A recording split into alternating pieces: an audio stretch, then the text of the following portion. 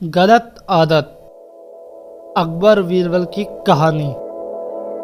एक वक्त की बात है। बादशाह अकबर किसी एक बात को लेकर बहुत परेशान रहने लगे थे।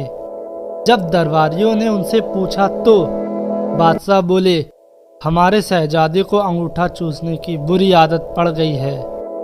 कई कोशिशों के बाद भी हम उनकी यह आदत छुड़ा नहीं पा रहे। बादशाह की परेशानी सुनकर किसी एक दरबारी ने एक फकीर के बारे में बताया, जिसके पास हर मर्ज का इलाज था। फिर क्या था? बादशाह ने उस फकीर को दरबार में आने का निमंत्रण दिया।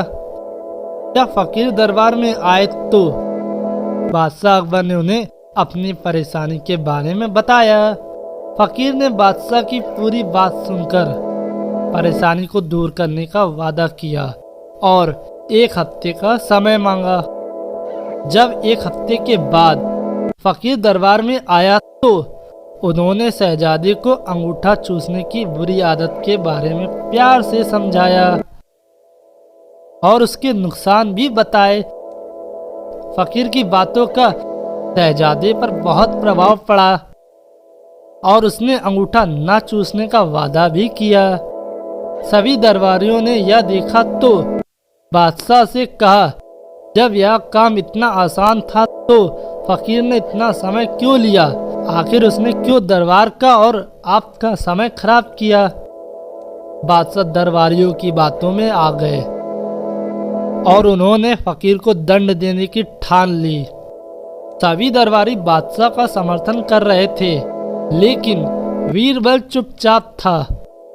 बीरबल को चुपचाप देख अकबर ने पूछा, तुम क्यों शांत हो बीरबल? बीरबल ने कहा, जापाना गुस्ताखी माफ हो, लेकिन फकीर को सजा देने के स्थान पर उन्हें सम्मानित करना चाहिए और हमें उनसे सीखना चाहिए। तब बादशाह ने गुस्से में कहा, तुम हमारे फैसले के खिलाफ जा रहे हो। आखिर तुमने ऐसा सोच भी कैसे लिया? जवाब दो। तब बीरबल ने कहा, महाराज, पिछली बार जब फकीर दरबार में आए थे तो उन्हें चूना खाने की बुरी आदत थी।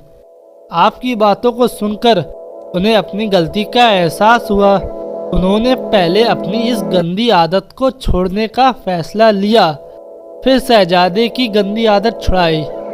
बीरबल की बात सुनकर दरबारियों और बादशाह अकबर को अपनी गलती का एहसास हुआ और सभी ने फकीर से क्षमा मांगकर उसे सम्मानित किया।